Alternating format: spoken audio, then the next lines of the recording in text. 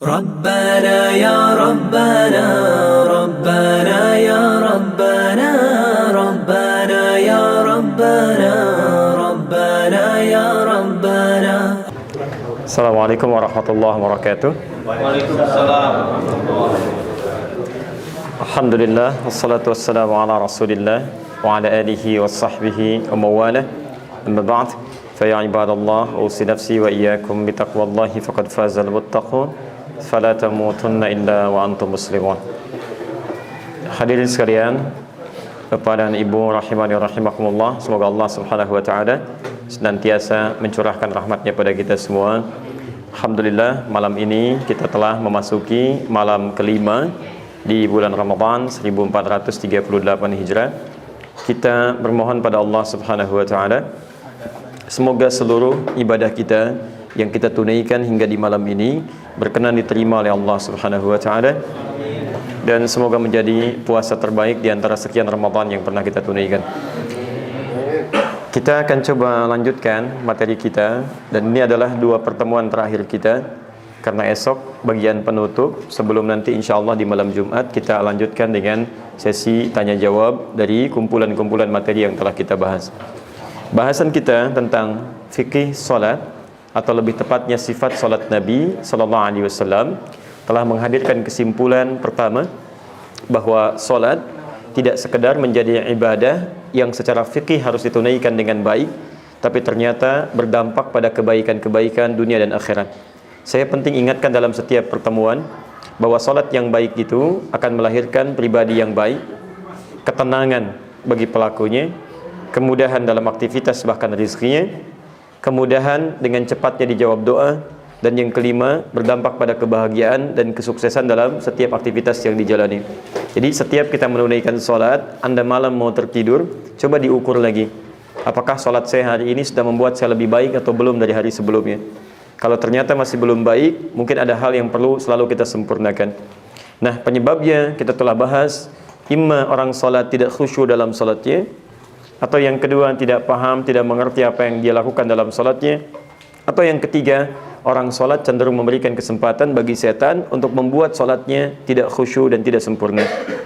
Pertemuan lalu kita telah bahas tentang persoalan khusyuk dalam sholat. Sekarang kita akan masuk pada bagian yang kedua, yaitu tentang bagaimana memahami setiap gerakan dan bacaan-bacaan yang kita lakukan dalam sholat. Karena menurut petunjuk Al-Quran, ada orang-orang sholat tidak paham dan tidak mengerti apa yang ia baca dan ia lakukan dalam sholatnya. Tidak perlu tunjuk orang lain, kita saja sampai malam ini, dari sekian ribu ruku dan sujud yang kita kerjakan, berapa persen bacaan sholat yang sudah kita pahami. Baik, pertemuan lalu, seorang yang ingin khusyuk kata Al-Quran, maka dia mulai punya persiapan sebelum dia sholat. Dia coba kenakan pakaian terbaiknya, dia coba berwudu dengan sempurna, dan dia rasakan barangkali itu sholat terakhir yang ia kerjakan. Nah, jika sudah siap dengan semuanya itu, maka di hadis Al-Bukhari nomor hadis 751, 757, termasuk di hadis Muslim nomor hadis 397 yang pernah saya uraikan di awal pertemuan, Nabi mengajarkan seorang sahabat bernama Khalad Az-Zuraiqi. Diajarkan oleh beliau setelah menyempurnakan wudu'nya, bersiap untuk menunaikan salat, maka kata beliau, "Fammastaqbilil qiblah." Kemudian mulailah menghadap ke arah kiblat. Satu. Fase selanjutnya, setelah Anda siap dengan wudu, pakaian terbaik, merasakan bahwa itu mungkin sholat yang terakhir, maka menghadaplah ke arah kiblat. Ini pelan-pelan. Kemudian setelah itu fokus. Diminta kita menghadap ke arah kiblat ini setelah menentukan kiblatnya dengan berdiri sempurna. Bahkan nanti saya turunkan hadisnya di Abu Daud khususnya nomor hadis 666, juga terdapat di Al-Bukhari dengan redaksi yang sedikit berbeda tapi penekanan yang sama. Imam mulai berbalik bahkan mengingatkan kepada makmumnya, istaqimu, berdiri dengan sempurna. Menghadap ke arah kiblat dengan posisi berdiri sempurna. Baik. Fokusnya, kita akan coba mulai pahami dua hal ini. Karena waktu kita terbatas, saya akan lebih fokus pada substansi bahasan kita. Ingat betul, isyarat Quran tadi. Umumnya orang sholat, bahkan ada yang tidak paham apa yang ia kerjakan dan ia bacakan dalam sholatnya. Maka mulai saat ini, kita mesti mencoba selalu memahami, baik itu istilah, bacaan, atau setiap gerakan yang kita lakukan dalam sholat. Nanti ada persoalan terkait dengan cara. Yang kedua, ada persoalan terkait dengan bacaan. Dan yang ketiga, ada persoalan terkait dengan esensi atau hikmah dari cara, gerakan, atau bacaan yang kita kerjakan. Karena setiap gerakan dan bacaan sholat itu selalu ada maknanya. Tidak ada yang hampa makna di sini. Sekarang, kita turunkan dulu sebelum masuk ke sini tentang persoalan kiblat. Pertanyaannya, apa itu kiblat? Ini dulu. Apa batasnya? Bagaimana cara menentukannya? Ini mesti disepakati dulu supaya kita paham dan mudah kemudian untuk menunaikan ibadah kita. Ini bagian dari syarat salat kita. Orang yang sudah tahu kiblatnya kemudian dia menghadap ke arah bukan kiblat, maka dipandang tidak sah salatnya. Mesti diulang. Jelas sampai sini? Baik, kita turunkan dulu. 1 Quran surah kedua ayat 115.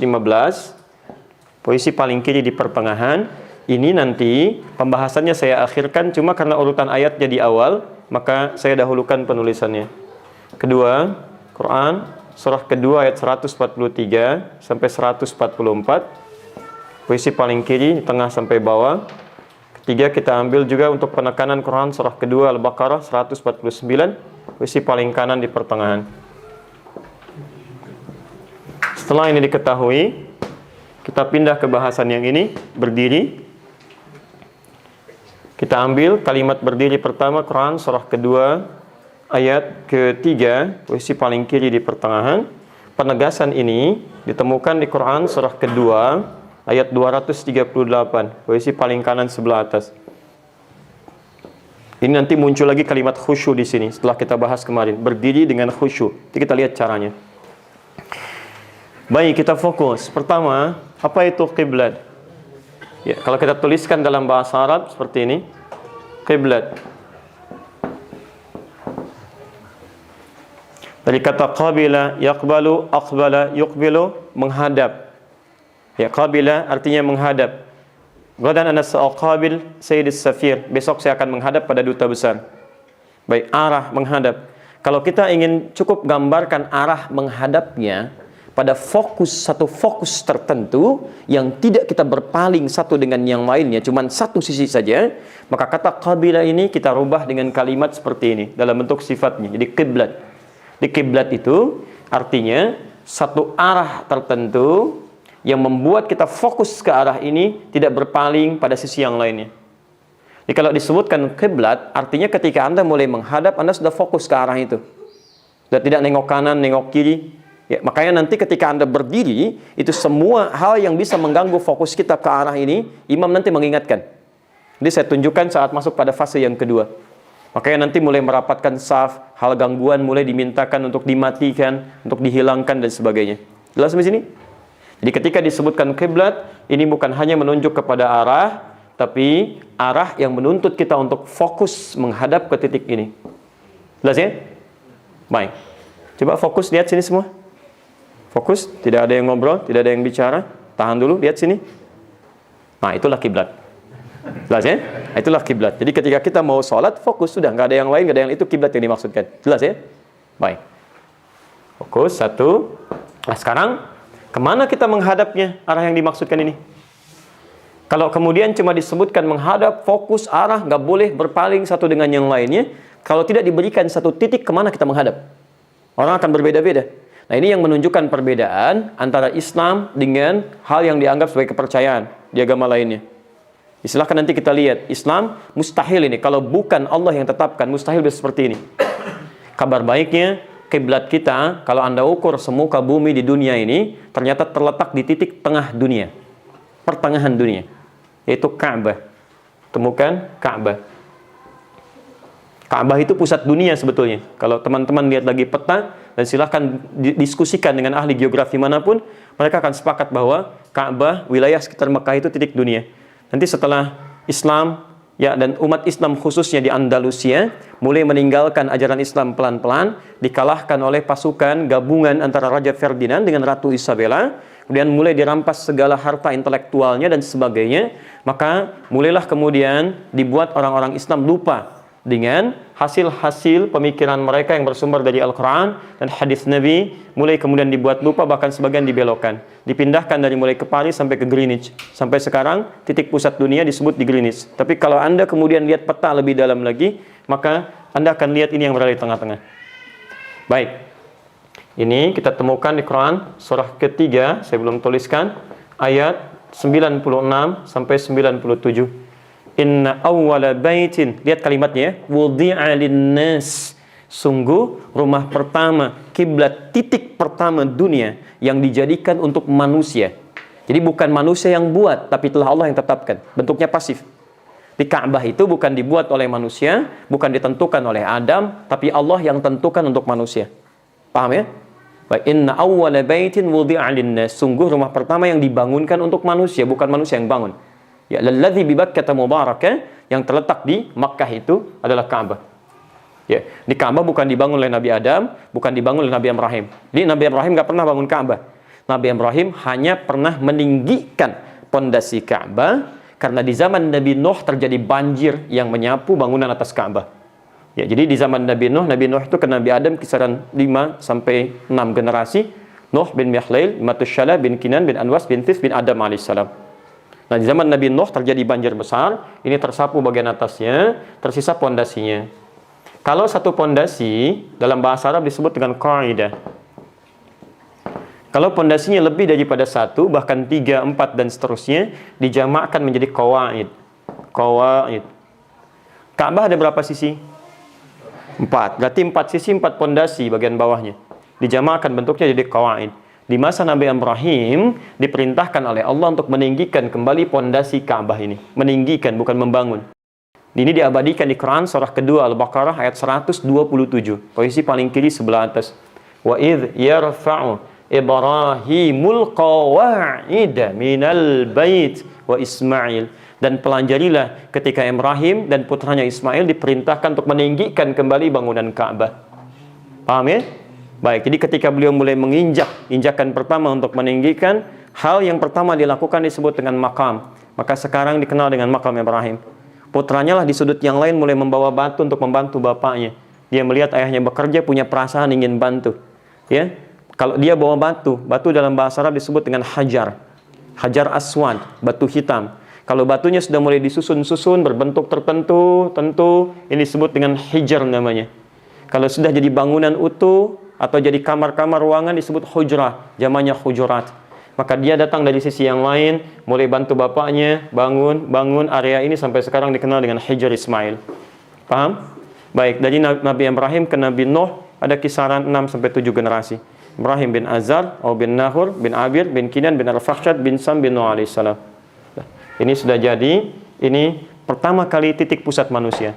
Makanya ketika Nabi Muhammad SAW menghadap dalam awal-awal salat ke arah Al-Masjidil Aqsa, kemudian beliau bermohon supaya titik pusatnya itu kembali kepada awal. Ini, Ka'bah. Maka beliau sering bermohon kepada Allah secara singkat. Ketika beliau mendapat undangan dari Ummul Bashar di Madinah, datanglah kemudian ke situ, menunaikan salat. Di pertengahan turunlah Quran surah kedua ayat 144. Posisi paling kiri sebelah bawah. Qad nara taqalluba wajhika fis sama falanuwalliyannaka qiblatan tardaha. Kami sering perhatikan kau selalu bermohon, menengadahkan wajahmu ke langit, memohon untuk dikabulkan satu doa. Mulai sekarang, hadapkanlah kiblatmu ke arah Syatrul Masjidil Haram. Pakai syatran. Syatrul Masjidil Haram. Saya turunkan ini. Fokus. Ayat ini turun, yang tadinya Nabi tengah menghadap ke Baitul Maqdis, dengan turunnya ayat ini berputar beliau 180 derajat, diikuti oleh sahabat di belakangnya. Paham? Baik, ini kiblat yang pertama, kemudian berputar pada kiblat yang asalnya yang kedua. Dua dalam bahasa Arab, ain, ain, ain. Muslim satu, dua muslim, muslim ain. kitab satu, dua kitab kitabain.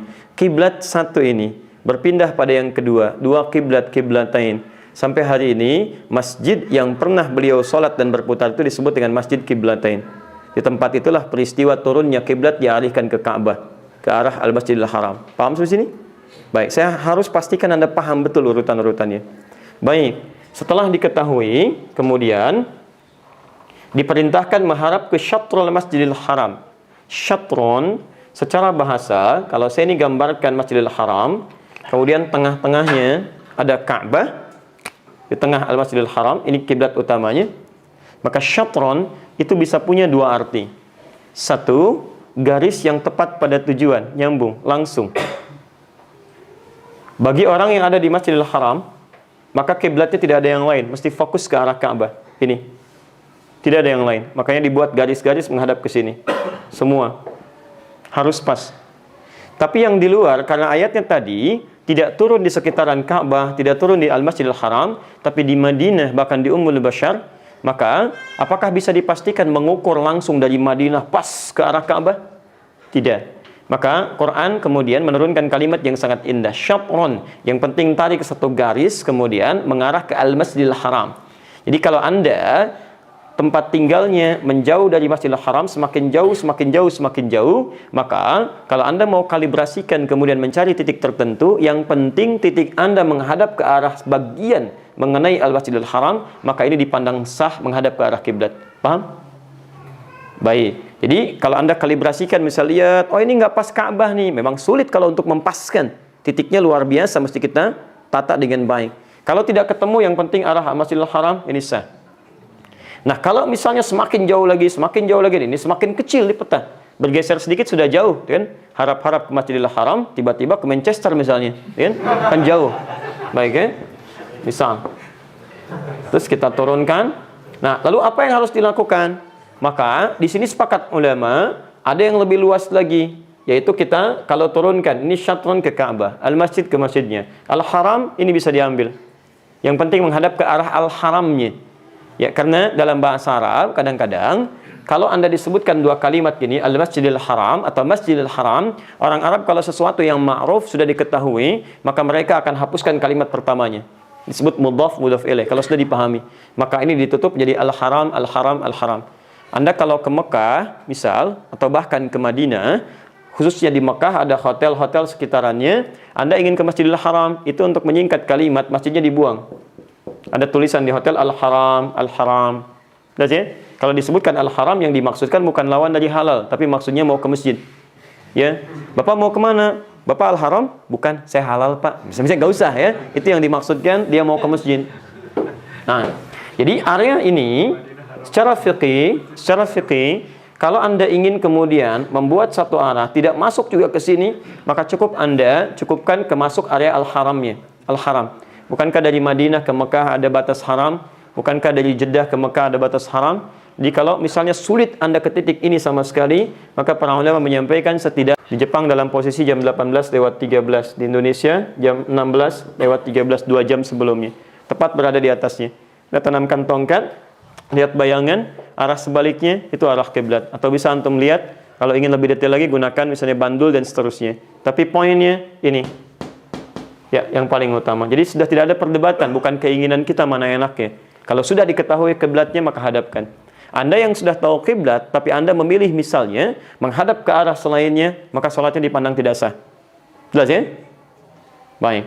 Saya hapus ini. Setelah paham arah kiblatnya, Ustaz, bagaimana kalau situasinya saya sedang berada di satu tempat, misalnya tidak bisa menentukan arah kiblatnya secara langsung. Bahkan masjid tidak ada, musalla tidak ada, hanya lapang luas yang ada, atau Anda naik ke gunung, dan saya tidak tahu, ya tidak bisa menentukannya. Maka dalam keadaan demikian, turunlah Quran, surah kedua ayat 115 tadi, posisi paling kiri di pertengahan, dan ditegaskan kembali Quran surah kedua ayat 149. Ini saya bacakan yang ini, walillahil masyriq wal maghrib, milik Allah masyriq timur, tempat matahari terbit, baik, wal maghrib, tempat matahari tenggelam. Fa'aina matuwallu fathamma wajhullah. Maka jika Anda tidak menemukan kiblat yang tepat dalam ikhtiar Anda, berusahalah menghadap kemanapun. Saat Anda berusaha seperti itu, maka Allah memandang sah menghadap kiblatnya Anda. Sah salatnya. Jelas di sini? Baik. Kalau sudah jelas, sekarang kita akan mulai teruskan. Kiblatnya sudah diketahui, kita mau menghadap ke arah kiblat. Persoalannya bagaimana cara menghadapnya? Apakah duduk, apakah berbaring atau berdiri? Kalau berdiri seperti apa? Kalau duduk bagaimana? Kalau kemudian berbaring seperti apa? Yuk kita kembalikan Quran surah kedua ayat ketiga, penegasan di Quran surah kedua ayat 238. Dan nanti mohon izin dengan cepat saya akan praktekkan dan minta bantuan sebagian dari teman-teman cepat untuk nanti sesi praktek terkait dengan menghadap ke kiblat dalam posisi berdiri. Sepakat ya? Baik. Teruskan. Alladzina yu'minuna bil ghaib wa yuqimunas shalah. Perhatikan. Ciri orang takwa itu salah satunya dia yakin dengan Allah, kemudian dia sembah Allah dengan mendirikan salat. Setiap ada kalimat salat di dalam Al-Qur'an yang bermakna ibadah, umumnya selalu diawali dengan derivasi kata aqama, yuqimu, iqamah. Aqama, yuqimu, iqamah. Jamaknya yuqimun, wa aqimu, wa aqimi, aqim. Semua menggunakan kata ini. Al-Baqarah 43, wa aqimus shalah. Di 45-nya nggak disebutkan karena diikutkan hukumnya ke 43-nya. Kemudian teruskan lagi, misal di Al-Isra ayat ke-17, aqimis sholata liduluqis syams. Tafsirnya di Quran surah ke-11 ayat 114, aqimis sholata tarafayn nahar. Quran surah 29 ayat ke-45, utlu ma uhiya ilaika minal kitab wa aqimis shalah. Selalu ada kata ini. Sifatnya disebut dengan iqamat. Iqamah. Allahu akbar, Allahu akbar, asyhadu an la ilaha illallah. Itu disebut dengan iqamah. Apa itu iqamah? Seakar dengan kata ini, aqama yuqimu iqamah, jamaknya yuqimun.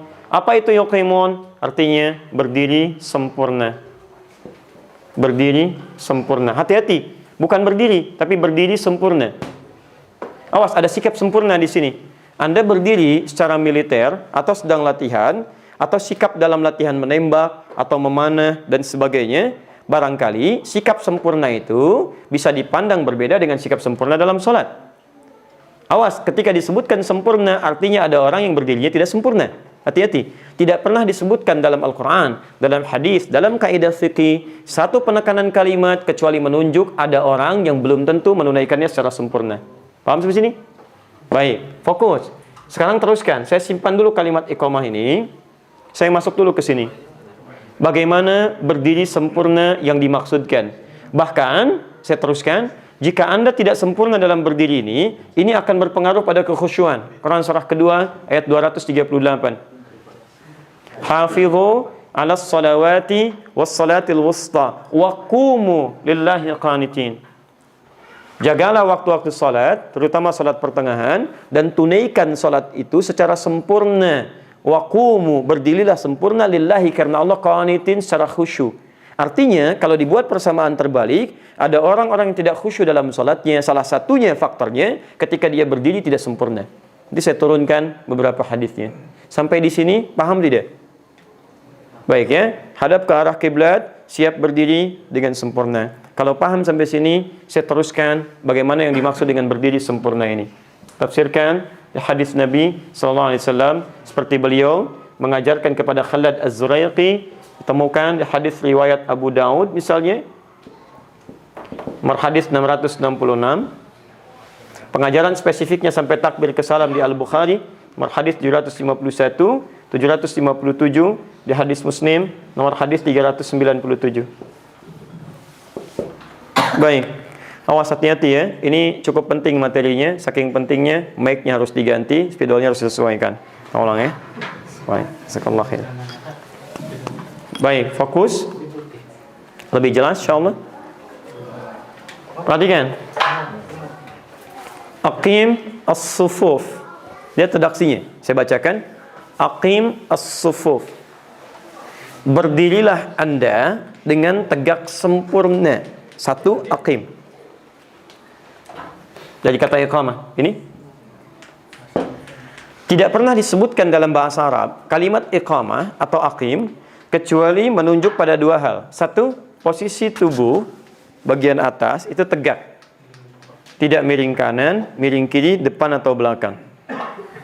Nah, ini mungkin mudah untuk dilakukan, tapi bagian kedua ini yang paling penting. Posisi kaki lebarnya seimbang, jadi tidak terlampau lebar seperti ini, juga tidak terlalu rapat seperti ini. Tapi seimbang. Ya, Anda terlampau lebar juga tidak baik, nanti pada fase selanjutnya terlalu begini pun tidak ada keseimbangan dalam berdiri. Maka tidak pernah disebut dalam bahasa Arab aqim, iqamah, aqamah kecuali berdiri tegak dengan posisi kaki seimbang, paling mudah sejajar dengan bahu. Jelas sampai sini? Awas hati-hati ya, kelihatan seperti sederhana, tapi nanti tahap berikutnya kita akan lihat. Berdiri tegak, kaki sejajar dengan bahu. Lanjutkan. Monggo, terlihat insya Allah. Masuk ke gambar di bawah. Tidak, baik. Kelihatan, karena nggak bisa turun kameranya Bu ya. Baik, kamera cuma sampai sini ya. Baik, insya Allah. Nanti lain waktu mudah-mudahan bisa terlihat lebih jauh lagi. Nanti bisa dilihat di tayangan selanjutnya yang teman-teman rekam ya. Baik. Posisi kaki sejajar dengan bahu, badan tegak. Sudah paham sampai sini? Saya teruskan dulu, Hati-hati, kalimat nabinya tidak sekedar menyebutkan aqim, tapi ada kalimat sufuf, saf, jamak dari saf. Ini menunjukkan tidak semua orang yang sholat berdiri, sholatnya sendirian. Boleh jadi dia tunaikan sholat bersama yang lainnya. Maka kata Nabi, berdiri tegak ini akan mempengaruhi keadaan safnya. Tegakkan, berdiri dengan baik, rapatkan safnya. Rapatkan dan luruskan safnya. Perhatikan, setelah Anda berdiri, kata Nabi, Anda akan didorong untuk menunaikan sholat, barangkali tidak hanya sendirian, tapi dengan orang lain, dalam konteks berjamaah. Maka kata Nabi, berdiri ini kalau baik ditunaikan, maka akan berpengaruh kepada benar, lurus, dan rapatnya saf. Saf itu jamaknya dari kata saf itu sufuf. Kata Nabi, aqim as-sufuf. Berdiri dengan tegak, berdiri seimbang, kemudian pengaruhnya akan lurus dan rapat kepada saf. Jamak dari saf kata sufuf. Sekarang mari kita lihat, mohon bantuan teman-teman. 2 atau 3 orang bisa maju ke depan dengan cepat dan tidak perlu kemudian saya tunjuk kembali. Saya hitung sampai 3. 1, 2, 3. Baik, mohon izin.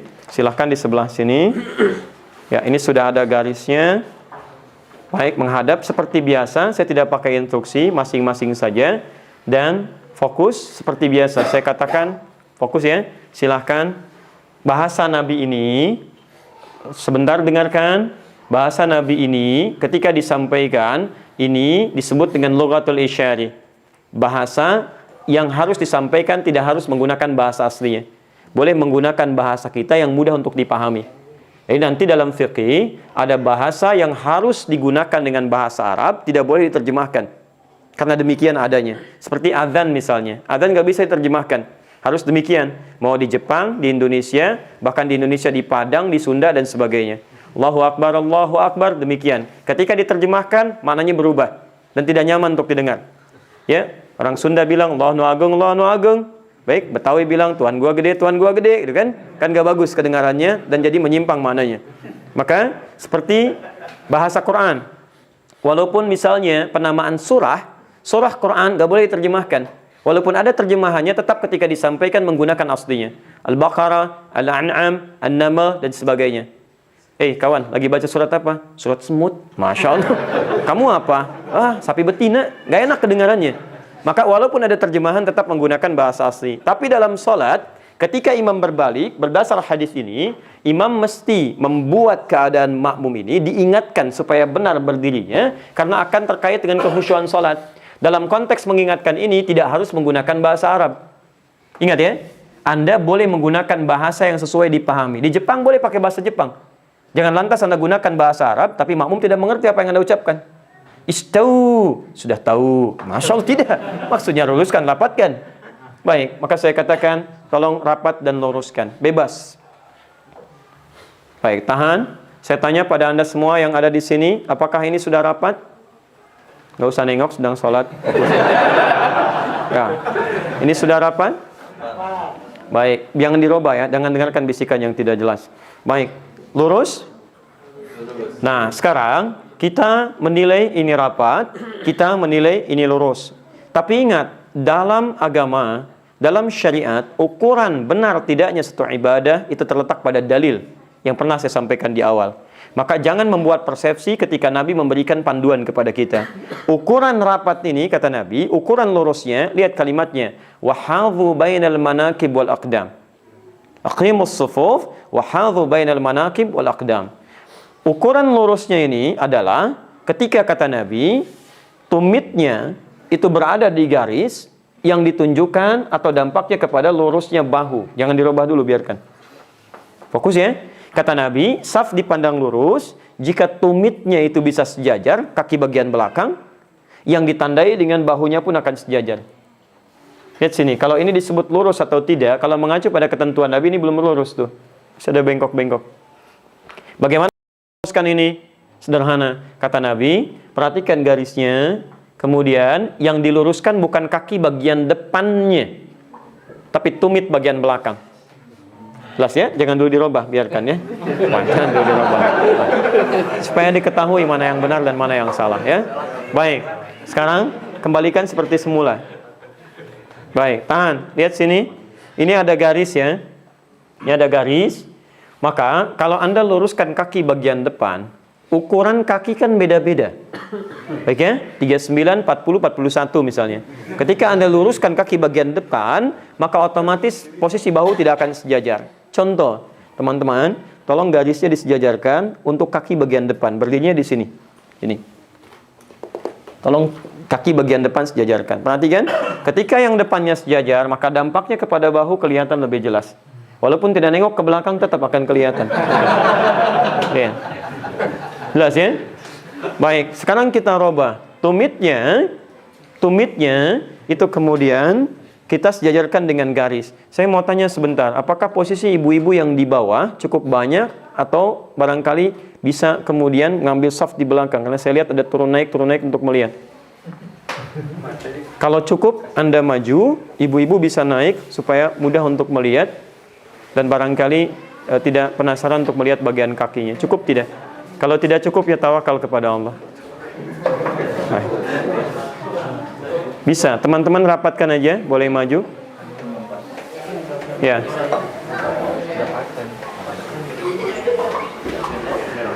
Baik ya. Sekira cukup insya Allah.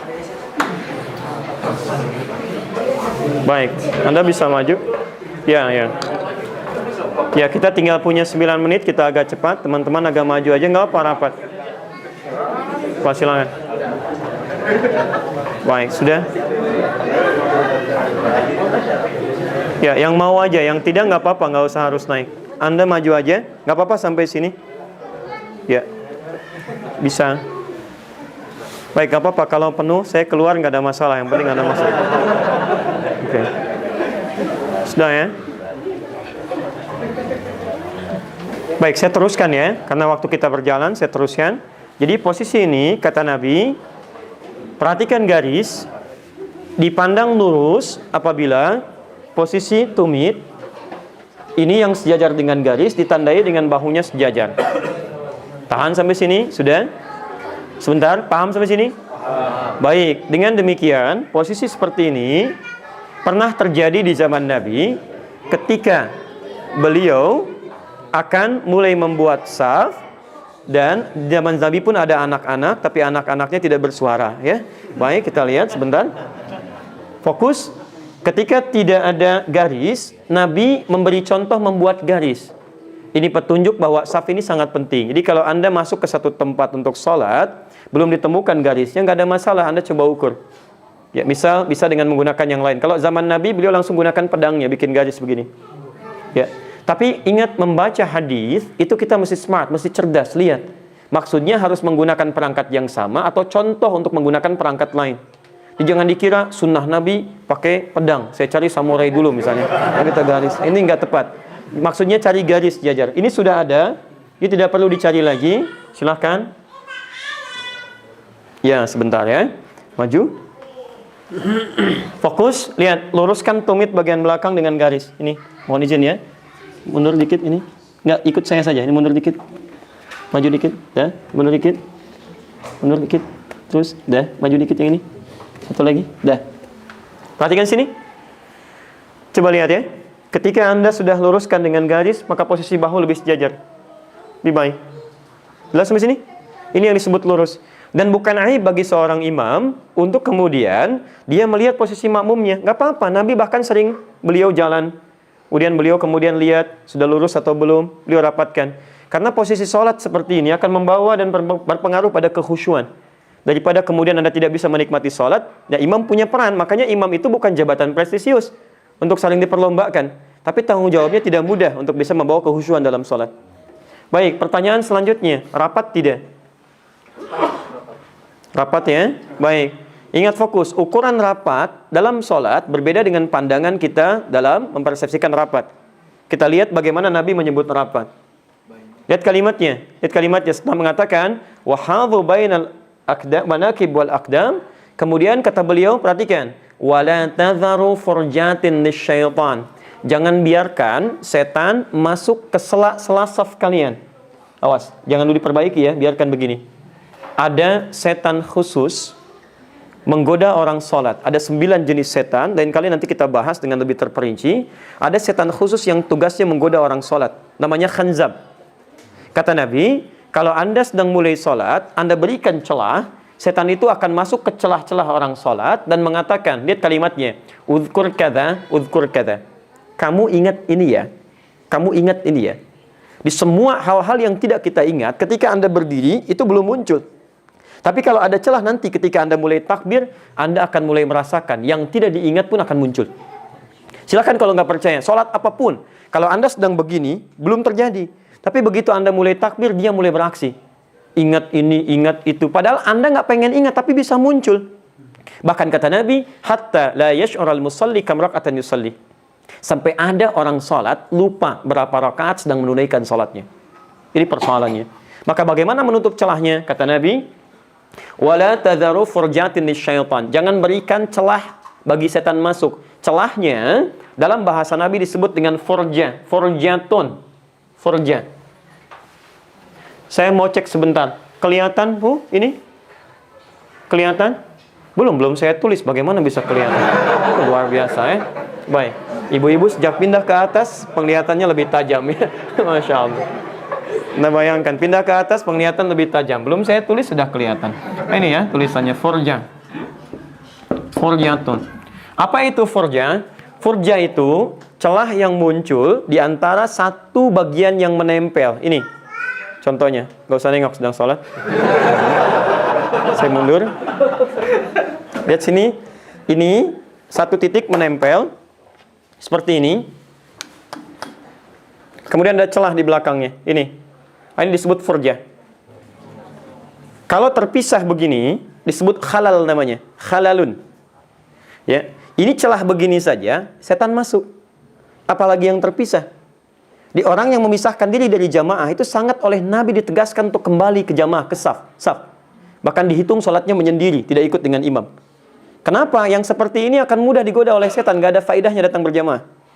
Ya, maka dalam konteks ini, yang begini saja, itu diminta oleh Nabi untuk dirubah supaya ditutup celahnya.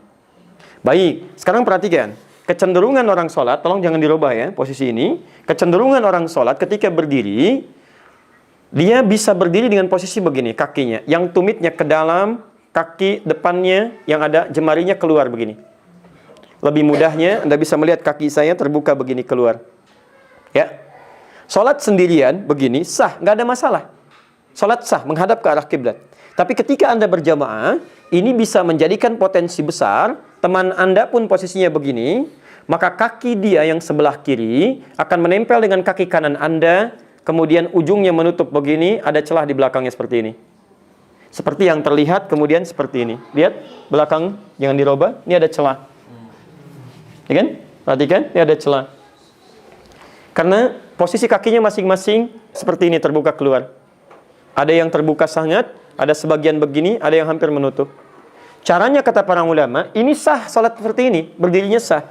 Cuma rawan setan masuk di sini. Maka jika bisa Anda lakukan, dan ini harus diusahakan sebaik-baiknya, berdirilah kemudian secara lurus, baik depan atau belakangnya seperti ini. Lalu mulai ditempelkan satu dengan yang lainnya. Saya contohkan dengan teman-teman, berdiri lurus begini, depan belakang, lalu mulai ditempelkan. Saya mohon izin untuk kemudian bantu untuk menempel. Ya, ini. Perhatikan. Tidak ada beda antara laki-laki dengan perempuan. Contoh laki-laki begini, contoh perempuan tuh 2 orang di belakang begitu. Baik ya. Lihat sini, fokus. Kelihatan? Demi Allah saya katakan, kalau Anda bisa mencoba sholat seperti ini, saf, 5 saf, 6 saf, 7 saf, laki-laki atau perempuan, akan beda rasa sholatnya dengan Anda terpisah atau ada celah di dalam sholatnya. Tidak percaya silahkan, nanti besok subuh kita mulai. Sholat dengan tarawih pun begini, rapatkan, tempelkan dengan yang lainnya. Demi Allah saya katakan, akan ada perasaan yang lain dalam sholat. Tapi ini pun kata Nabi, fokus saya belum selesai, kata Nabi, belum selesai hadisnya. Walayyinu bi'aidi ikhwanikum.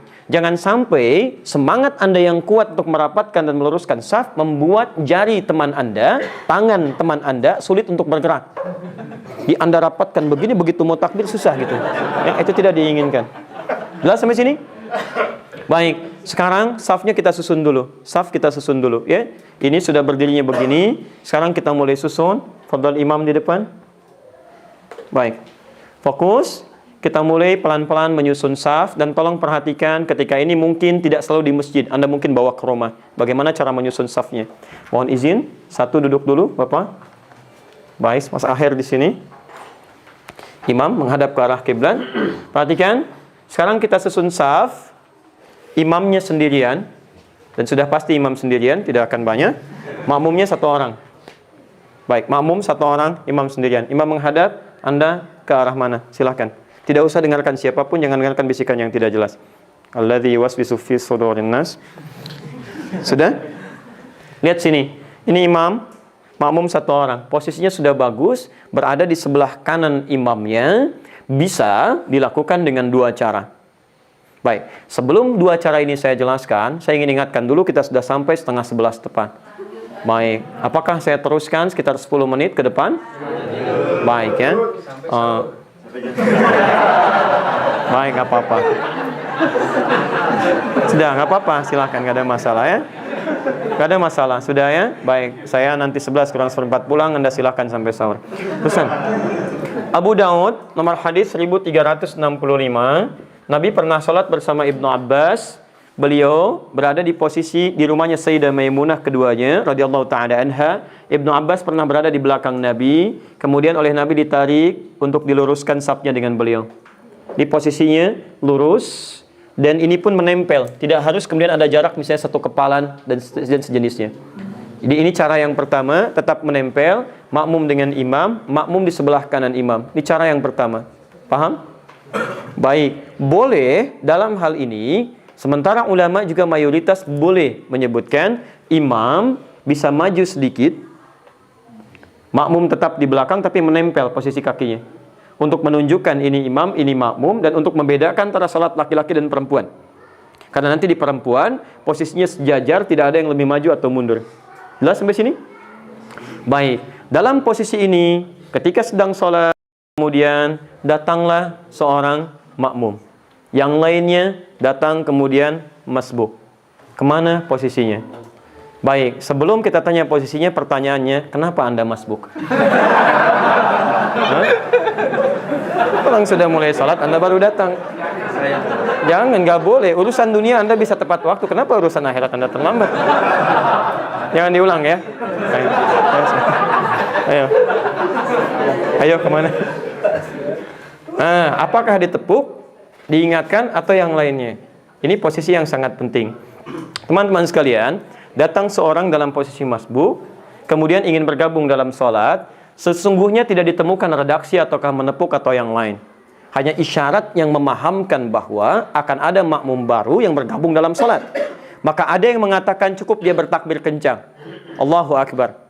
Tapi kalau sekiranya dengan takbir belum paham, maka diberikan isyarat yang langsung memahami. Boleh misalnya ditepuk dengan ringan, atau misalnya dicolek, boleh yang memahami. Silahkan. Lebih baik gunakan tangan kanan. Baik ya. Ini. Nggak usah nengok sedang sholat. Baik, silakan. Nah, ini bisa terjadi begini. Sudah ditepuk 3 kali, nggak ngerti-ngerti. Ya kan? Bagaimana posisinya nanti? Nah, ini boleh ketika ini dipahami imam tahu, imam boleh memberi isyarat dengan meminta makmumnya mundur. Boleh, bisa dilakukan. Jadi ini bisa memberikan isyarat begini, mundur. Ini mundur, diatur. Silakan. Ya, nggak usah nengok sedang sholat. Lihat ya, kita fokus, waktu kita terbatas. Lihat sini. Bagaimana menyusun posisinya ketika ada 2 orang di belakang. Maka yang satu tepat di belakang imamnya. Yang satu sebelah kanannya ini. Paham sampai sini? Baik, setelah ini dipahami dengan baik, datanglah kemudian makmum selanjutnya. Anda lebih daripada yang tadi ya. Sudah nggak usah dibahas lah. Baik, sudah bagus ya. Ini posisi masuk ke kiri. Tolong fokus teman-teman, seimbangkan. Posisi ini di tengah. Jika ada masuk, dahulukan kanan dulu, kemudian kiri dulu, kanan lagi, kiri lagi, sehingga sampai penuh safnya seimbang. Jelas sampai sini? Baik, sekarang ini kita minta duduk yang 2 ini. 1, 2, tahan sebelah sana dulu. Imam tetap di tempat. Alhamdulillah. Sekarang perhatikan Bu ya, ini saya fokus kepada ibu sesinya. Ini misal suami. Maaf Mas ya. Ya. Itulah. Ini ya. Di mana posisinya? Bebas lah. Jangan takut, salah nggak apa-apa. Yang kalau benar saya curiga justru. Ayo. Ayo kemana? Ini, yakin? Baik. Fokus, lihat. Jika ada suami laki-laki, misal di belakangnya makmum perempuan, entah itu istrinya, ibunya atau anaknya, maka posisi yang terbaik adalah persis di belakang imam, bergeser. Ini. Jadi bukan di samping kanan, kiri, tapi di belakang. Dan sedapat mungkin mengambil jarak agak jauh dengan posisi 2 sujud. Jadi kalau seperti ini misalnya, kan masih 1 sujud ya, dekat. Kalau lebih mudah 2 saf lah ke belakang. Ini 1 saf yang kedua. Jelas ya? Agak sedikit lebih jauh. Baik, nanti sekiranya ada makmum yang laki-laki, dia bisa berdiri di samping atau di belakangnya. Jelas ya? Tapi kalaupun cuma berdua tetap begini. Kecuali kalau situasi di rumah, misal tidak memungkinkan agak lebih jauh, maka ini boleh, nggak ada masalah. Seperti Nabi pernah sholat bersama istri beliau Saudah binti Zam'ah, ya radhiyallahu ta'ala anha, itu pernah ketika beliau akan ruku, itu kepalanya mengenai bagian belakang Nabi. Saking sederhananya rumah beliau. Jelas ya? Padahal bisa beliau membuat rumah yang lebih mewah gitu kan. Tapi ini luar biasa. Nanti bahas yang lain lah supaya kita bisa lanjutkan bahasan kita. Ini imam, kemudian makmum perempuan. Ibu jelas sampai sini? Baik, sekarang saya robah situasinya. Baik. Maaf ya. Ini perempuan, imamnya. Misal, ini ibunya, bisa dikit. Ini anak perempuan. Di perempuan dengan perempuan, atau teman dengan teman. Kemana posisinya? Lihat sebentar. Ini sudah bagus. Ambil posisi sebelah kanan. Dan tidak ada yang maju atau mundur. Pilihan cuma 1, sejajar. Paham ya? Baik, dalam posisi ini, ketika sudah sejajar, tiba-tiba datang temannya perempuan satu lagi. Bisa, ya. bisa. Iya. Baik. Bebas. Lihat. Gak usah. Jangan kebanyakan mikir, keburu salam. Bukan ya. Perempuan, udah tahu. Ya, baik. Fokus, lihat sini. Nah, teman-teman sekalian, ini sudah sangat bagus sekali. Untuk perempuan, sesama perempuan, tidak usah meminta salah satunya mundur, tapi langsung masuk ke sisi yang lainnya. Dan ini Bu ya, ini sejajar. Imam tetap di tengah. Di imam tidak usah maju, nggak usah mundur, ini sejajar. Nanti masuk kanan lagi, masuk kiri lagi. Kanan lagi, kiri lagi. Jelas sampai sini? Paham? Baik, saya pastikan pelan-pelan. Kalau ini sudah paham, kita ambil bagian yang terakhir. Mohon, ini ke belakang, kembali ke laki-laki lagi. Itu lagi. Mohon izin naik lagi. Baik, sekarang perhatikan. Fokus betul ya. Ini, saf sudah penuh bagian pertama. Baik, rakaat akan berakhir sebentar lagi pada bagian yang terakhir. Tiba-tiba datang lagi satu orang. Mas, silahkan, kemana posisinya? Bebas. Ya, silahkan, bebas. Sudah, yakin? Tanya kawan. Tidak, baik. Lihat sini. Ini sudah penuh, tidak ada saf yang lain, datang satu orang. Ini sudah bagus posisinya. Anda ambil tengah ya, bukan mojok. Ambil tengah, tepat di sini, sejajar dengan imam. Tapi dalam posisi ini, sesungguhnya ada satu sunnah yang disebut oleh umumnya ulama yang hampir punah karena tidak banyak diketahui orang. Apa itu? Dalam posisi seperti ini sendirian tidak ada kawan, ini bisa membangun saf dan tidak perlu nengok ke belakang. Lihat? Ya? Ini berikan isyarat yang di depan, boleh ditepuk ya, atau diberikan isyarat mundur. Saat ini mundur, ini merapatkan. Jelas ya? Rapatkan. Yang lebih baik ini yang kanan, yang merapatkan ke kiri, supaya kalau ada datang satu lagi langsung ke sebelah kanan ke sana. Jelas ya? Di ini merapatkan, ini ada safnya. Kalau ada yang datang lagi, tutup yang sebelah sana. Tapi, ini hanya boleh dilakukan kalau makmumnya sudah paham dengan hukum. Kalau misal, makmum belum paham dengan hukum ini, masuk, maka jangan dipaksakan. Anda coba dulu misalnya tepuk begini. Kalau ditepuk begini tidak ada reaksi, maka tetap diam. Ya, jangan diteruskan. Anda tepuk. Nggak usah, ini diam. Sudah, belakang. Nah, dan tidak boleh jadi permainan ya. Ini tetap kita sedang ibadah. Pernah terjadi di salah satu negara pecahan Soviet. Ini tahu hukum. Dia tepuk begini, mundur. Begitu ini mundur, dia yang maju ke depan. Sudah.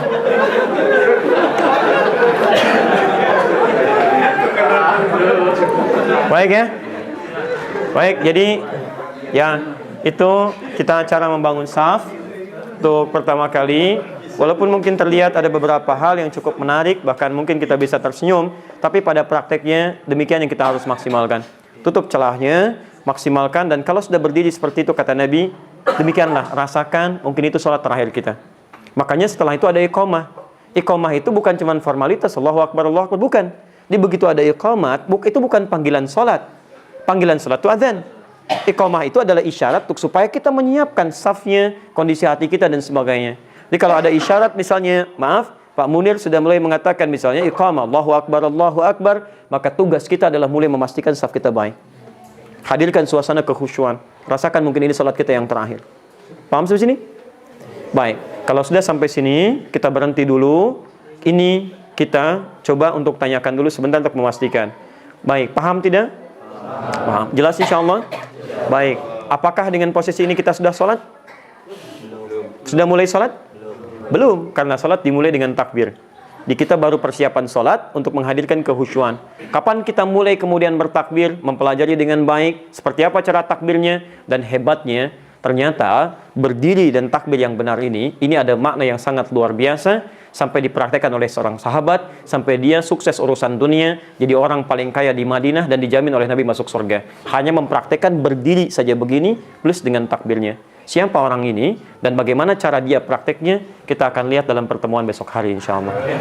Baik ya, subhanakallahumma bihamdika asyhadu an la ilaha illa anta astaghfiruka wa atubu ilaik.